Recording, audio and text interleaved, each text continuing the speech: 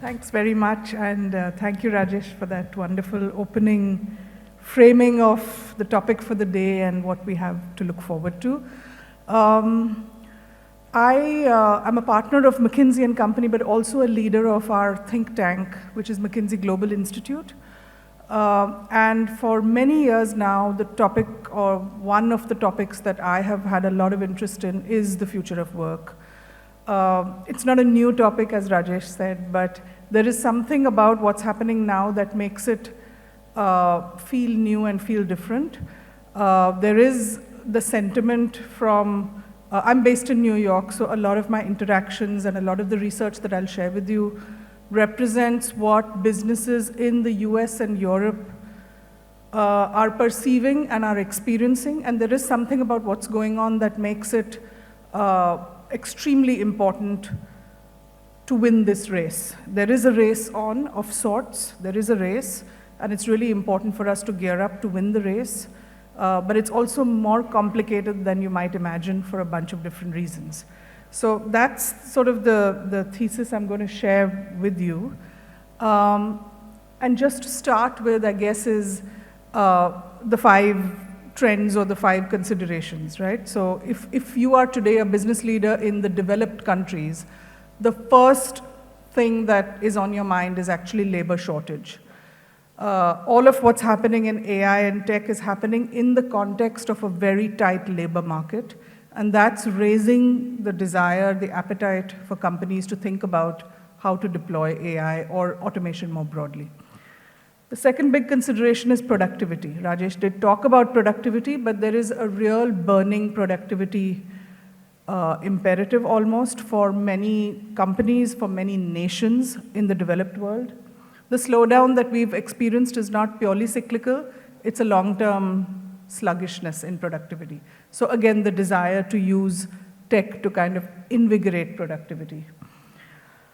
There is therefore a race to deploy AI, and I'm going to show you a bit about what the future could look like and what evidence we're seeing of companies, what are they actually doing? Is there indeed an uptick or not? But the most profound thing is there's a skilling challenge, therefore, a big challenge to reskill entire workforces. Companies in the US and Europe are experiencing it. We will experience it here in India as well. And what it will take is more than just thinking about the supply side of skills. It is transforming the whole culture of how organizations operate. So it's a very profound and deep type of change we are talking about. So let's dig into some of these a little bit more, and you'll get a lot of facts in this presentation, and it's all in the public domain. Our research is out there. You can look at it later if you're interested. But this first chart is bringing to life the idea of tight labor markets. So if you look at the US, what's on this chart is the position, the balance or the imbalance between labor supply, which is the number of people who are there to work in the economy, and labor demand, which is all the jobs that need to get done, which are either already filled or there might be job openings or vacancies that need to be filled. So this is what businesses are saying we need people for. So if you look over the years, all the portions above the line are conditions or years in which there was excess labor supply. And there was a lot of excess labor supply over the years. After the great financial crisis in 2008-9, that peaked. And ever since then, it's been coming down because companies have just been hiring people back and putting them back into work. But if you look most recently, even after the COVID-related spikes, if you look most recently, the US is today in a deficit position. There are more job openings than there are people who are seeking or searching for jobs. And this is creating a lot of strain in companies. It means you can't produce to fulfill the demand that's out there. And it's structural, so it's a challenge. Now this is looking at the same thing in a slightly different way. It's just looking at the ratio of the vacancies, which is companies who want to hire, put up job vacancies, the ratio of that to unemployed people who are job seekers. And what's interesting is this is a ratio, obviously for the US it has grown and grown. It's gone up 6 to 7 times in the last 7, 8 years. But what's interesting is that it's actually been rising for all developed countries. Countries like Germany and Japan, along with the US, have particularly tight markets. But even in other markets, even in Australia and Canada, which are immigration friendly, this ratio has actually been going up. So it's not just the US, but it's quite widespread. All sectors have been experiencing it. So this chart shows you sector by sector in the US, what the vacancy rates were in 2010 and what they are now in 2023. You'll see that every sector has increased quite a lot. Professional services have increased, healthcare, construction, transportation, leisure and hospitality.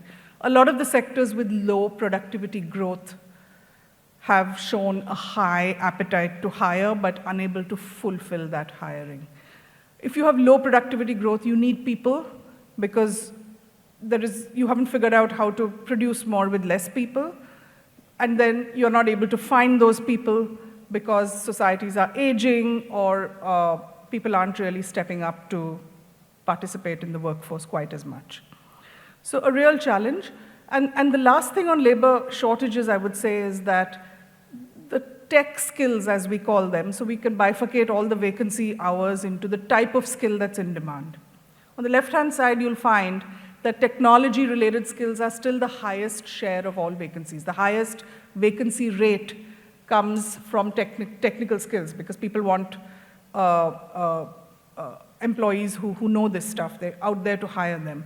But the biggest growth has actually happened in occupations that involve physical and manual skills. So registered nurses, home health aides, construction workers, waiters in restaurants. This is not the world that will get massively impacted by AI straight away. This is hands and legs, but the growth in vacancies has been really. So this is what businesses are really grappling with. And so the appetite to say, what can we do to automate more, that appetite is a very real issue for them. Now, the parallel question is productivity. Productivity is simply what's the value of what you produce on a per worker basis. And if you look at the US and Europe, over the long term, there's been a steady decline in productivity. And no economy will really grow unless either your workforce is growing or your productivity is growing, and ideally both. We just saw that the workforce growth is limited because there aren't any surplus workers left in the system. So that's not going to grow. So unless productivity grows, real economic growth is a challenge. It's going to remain sluggish. And so again, there's a desire to say, how can technology actually help us raise productivity? It's even more of a problem with smaller businesses. We know this very well in India. We know small businesses typically have less productivity. This is also so in the developed world. We looked at it across 8 or 10 countries and found that the average small business is only 50 to 60% as productive as a large business. And their adoption of CRM and AI and more advanced technologies is actually half the level of a larger business, an average large business. So there's a big productivity catch-up game that all the small businesses in these economies using technology are going to have to do. So the big thing that's on everyone's mind, we haven't heard enough about it, we have not published enough about it, and so I'm putting the page up again, which is Gen AI promises a lot of productivity. In our research, we looked at it across the entire workforce, but we looked at it across 60 to 70 specific business use cases across all the key functions of a business. And when you look at those potential use cases, the short answer is there is a lot of productivity that can come in areas like sales and marketing, customer operations, software engineering, certainly. But pretty much anything that requires summarization of information, making stuff concise, creating code, or just making the customer journey more effective. So a lot of productivity potential out there. But what will it do to jobs? And this complicated chart is just telling us one thing. On the horizontal axis, we've plotted the AI exposure of each type of job. It can be high or it can be low. And on the vertical axis, we have plotted the AI complementarity. So the question of human plus AI is more important in some kinds of work where you can't do away with the human because the work is either sensitive or it's risky, or the value of the human being plus the AI is so much more because the human being is bringing a lot of judgment and knowledge. But there's other kinds of work where it may not be human plus AI. The value of the human being with the AI is not all that much, so AI will have more of a substitution role. So typically what you see in the bottom right-hand corner is the substitution part of the game. What you see in the upper half of the chart is the complementarity part of the game, where it is definitely human plus AI. So we don't know for every country and every business and every company what this plot will look like, but it's a big question, and we need to get smart about that, even in the world of our tech and professional services as we think about our own domains.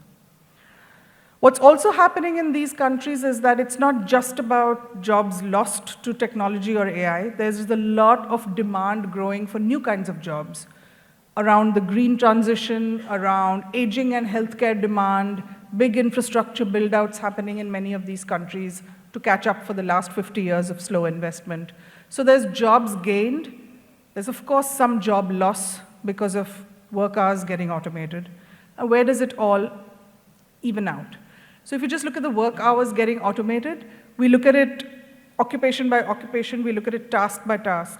And we think that about 30% of all the work done today in, let's say, the US economy or the European economies, around 30% of all those hours could get automated by 2030. So there are adoption cycles, there are early and late adoption scenarios. So there's a lot of uncertainty about the number, but just tracking the midpoint of all these scenarios, it's about 30% potential to actually get automated. Technically or theoretically, even more is possible, but we say how much is likely to happen. And by kind of work, it varies somewhat. So some kinds of work which are more routine will be automated to a greater extent, but some kinds of work which are less predictable and less routine, the automation potential is lower. And Gen AI is actually accelerating this to the extent of 7 to 8 percentage points. So that's what we think the overall. But remember, there are jobs growing as well. It's not that 30% of workers will be out of work. What will actually happen is that we still think there will be a lot of job demand or job growth, including in STEM, because there is so much more work to be done to digitize. I just showed you the small business. Small businesses are at less than half the digitization level of a large business. So the whole economy needs more tech. STEM jobs will grow. Healthcare jobs will grow. What won't grow, we think, in the US, which is this data, what won't grow is the routine customer service and sales and routine office work kinds of jobs.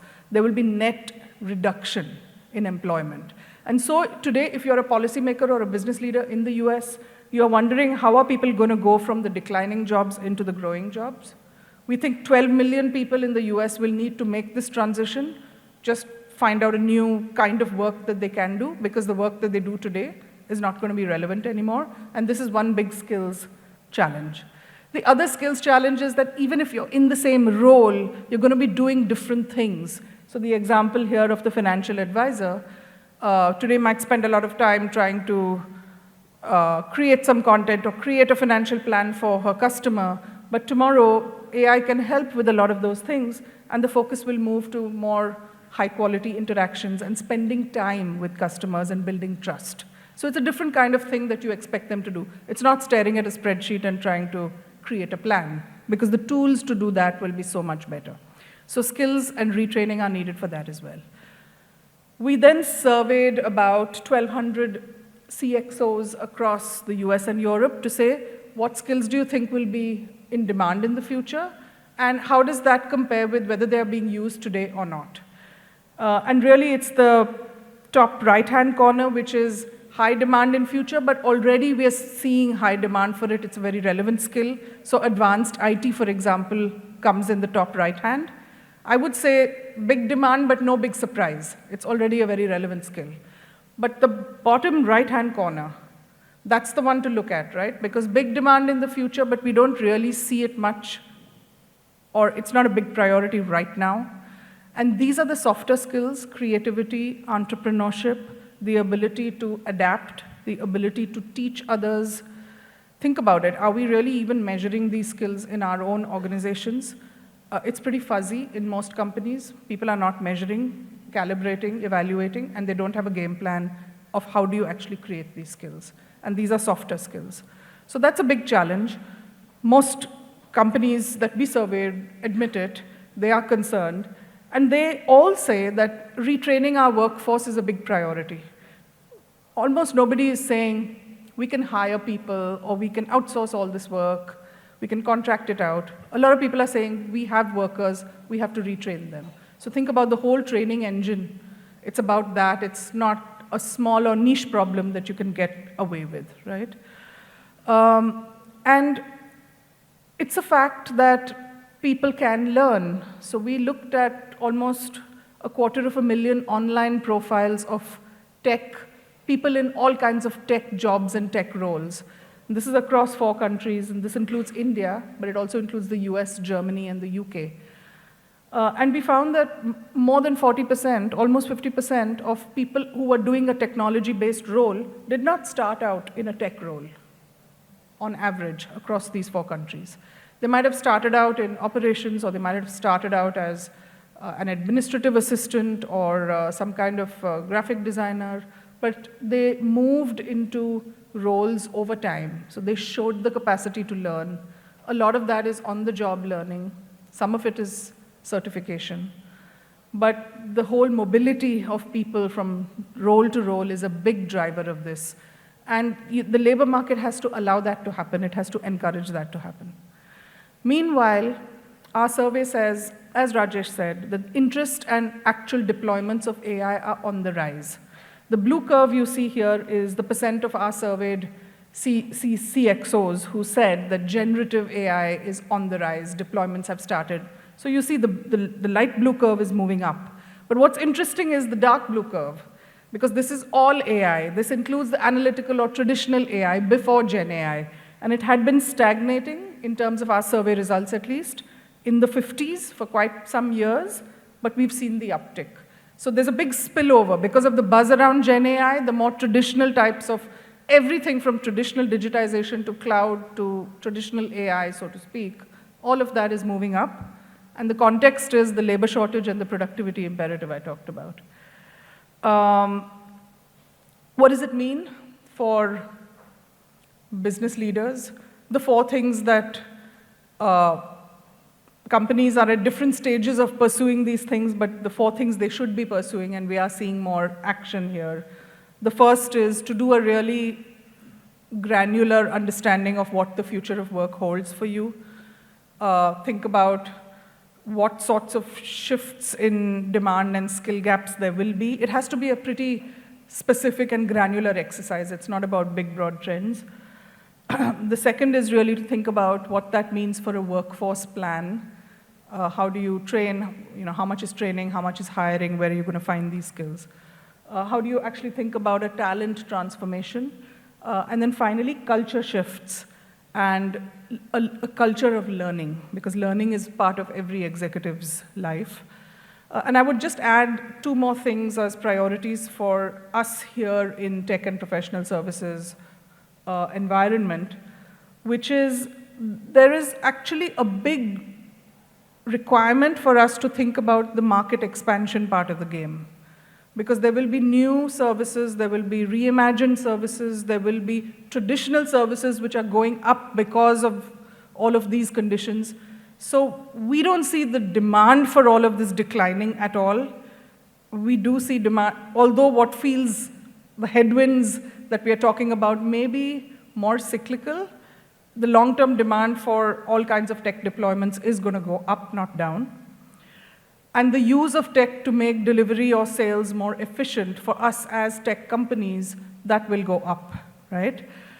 But it will boil down to making a shift in the culture of the company for every organization, including my own. How can you think about understanding what skills people have? Can you stretch them into new roles? Can you help people follow that career path?